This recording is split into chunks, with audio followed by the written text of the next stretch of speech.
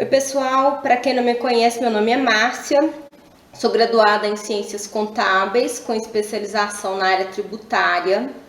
Eu já trabalho com contabilidade já há uns 10, 11 anos e hoje eu estou aqui para falar com vocês um pouquinho sobre a reforma do imposto de renda.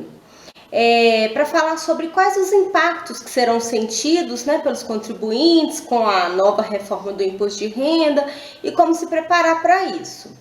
A Câmara dos Deputados ela aprovou agora no dia 1º de setembro de 2021 um projeto de lei 2337 que fala sobre a reforma do imposto de renda. E a proposta inicial ela fechou com 398 votos a favor e 77 votos contra a reforma. Então é bem provável que ela seja aprovada, mas enfim ela ainda está em votação. Aí eu queria tratar alguns pontos principais que a reforma do imposto de renda vai trazer, as mudanças principais que vão impactar agora nesse primeiro momento, A primeira delas é o ajuste da tabela do imposto de renda, a atualização da faixa do imposto de renda para os trabalhadores. O governo estima que 30 milhões de contribuintes serão beneficiados com essa ampliação de isenção da tabela. O que acontece? O imposto de renda hoje, pessoa física, quem ganha a partir de 1903,98, até 1903,98 não paga imposto de renda. Agora, quem ganha a partir de 1903,99 já começa a pagar imposto de renda. Aí as alíquotas são 7,5%, 15%, 22,5% e 27,5%.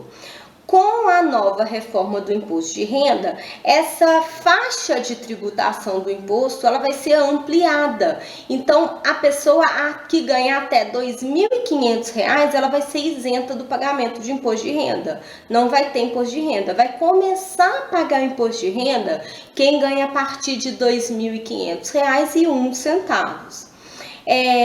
O efeito dessa ampliação da faixa de tributação do imposto de renda, eu vejo que ela vai ser benéfica, porque os trabalhadores terão menos impostos retidos na folha e, em contrapartida, terão menos retenção e automaticamente no final do ano, quando for fazer a declaração de imposto de renda, no início do ano seguinte, vai ter menos imposto a restituir, mas vai pagar menos imposto, Então, quem ganha menos vai ser mais beneficiado com essa ampliação, da tabela do imposto de renda pessoa física. O segundo ponto que eu gostaria de tratar é sobre a declaração simplificada.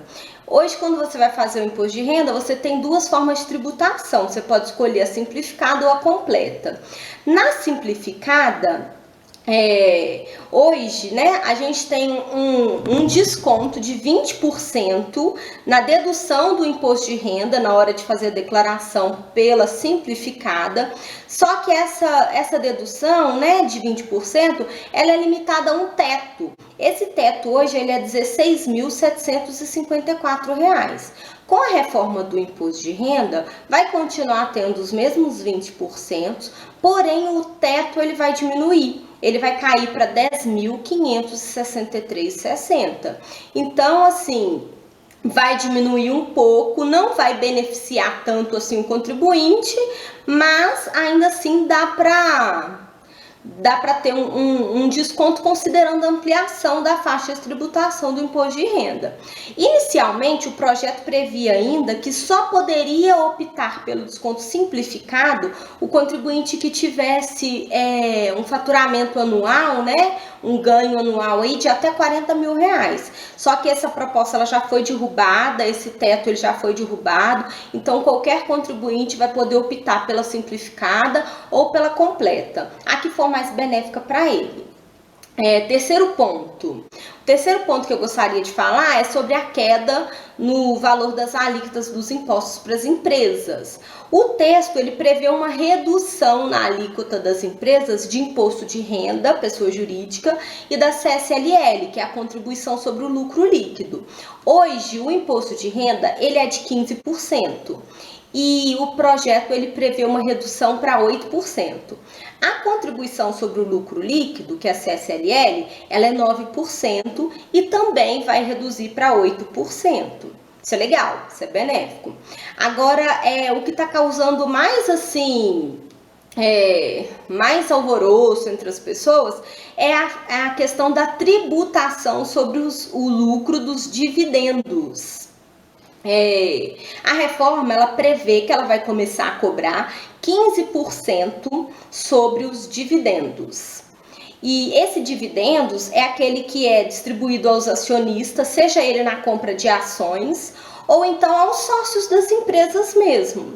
E isso acarretou uma briga das empresas, porque hoje já existe a CSLL. Isso eu estou falando de empresa no lucro real, no lucro presumido. Hoje já existe a CSLL, que é a contribuição sobre o lucro líquido. Aí daí você vai tributar ainda mais o lucro que é distribuído para os sócios em mais 15%. Então, assim, entende-se que ocorre uma bitributação aí nesse caso. Mas enfim, né? Se for aprovado, a gente vai ter que acatar. Lembrando ainda que é muito importante ressaltar que essa tributação de 15% sobre o lucro líquido não é para empresas no Simples Nacional. Então, as empresas no Simples Nacional continuam com a isenção na distribuição do lucro para os seus sócios. A distribuição dos dividendos para os sócios continua isenta. E ainda tem as empresas no lucro presumido, que são empresas que faturam até 4.800.000 anuais, que podem sim distribuir o lucro de forma isenta. E isso lembrando que as empresas no lucro presumido, elas vão obedecer à presunção do lucro. Uma de prestação de serviço, por exemplo, 32%. E isso que eu tô falando são para empresas que são empresas menores mesmo, ou são pessoas físicas que trabalham como pessoa jurídica. Essa tributação desses 15%, ele vai ser mais aplicado para empresas grandes mesmo. As empresas no Simples Nacional, as empresas microempresas, as empresas de pequeno porte, elas não vão sofrer essa retenção agora não. No futuro não sabe, né? Os fundos imobiliários, eles também vão continuar isento da cobrança de imposto de renda. Outra coisa que eu queria falar é sobre fundo de investimento. Fundo de investimento também tem preocupado muita gente, que tem ação, tem dinheiro investido em muitos bancos, em muitos lugares diferentes. Os fundos de investimentos, eles são regulamentados pela CVM e eles vão continuar sem a tributação no momento do recebimento dos lucros. E os cotistas serão tributados posteriormente de acordo com a regra do fundo, o que já é aplicado hoje. O que muda é que na hora de você fazer o resgate, você vai ter que pagar 15% sobre o lucro. Da mesma forma que a empresa maior lá que eu citei anteriormente. Então, os fundos de investimentos, o lucro deles terão essa aplicação da alíquota de 15% de imposto sobre o lucro. Juros sobre capital próprio. Juros sobre capital próprio, eles são um meio que as companhias têm para remunerar os seus acionistas. É bem semelhante à distribuição de dividendos de uma empresa. A diferença principal é que quando você vai distribuir o juro sobre o capital próprio, ele entra no fechamento do balanço da empresa como se ele fosse um custo da empresa. E daí ele diminui o lucro tributável. E nesse caso, quem pagava o imposto era o próprio acionista. Mas com a reforma, essa modalidade também vai deixar de existir. Próximo, corte de incentivos fiscais. O relatório da reforma tributária, ele prevê alguns cortes de incentivos fiscais, por exemplo, a COFINS. Isso vai prejudicar algumas empresas, principalmente dos setores de indústria farmacêutica, perfumaria, higiene pessoal, químicos e empresas de embarcações e aeronaves. E o fim desses incentivos fiscais ameaça encarecer o custo, dos produtos desse segmento. Então é bem provável aí que vai ter um aumento de preço de produto de higiene pessoal ou até mesmo de remédios. Essa proposta, ela já foi aprovada pela Câmara dos Deputados e agora ela vai seguir para análise do Senado Federal. Se ela for aprovada, é bem provável que ela passe a valer em 2022.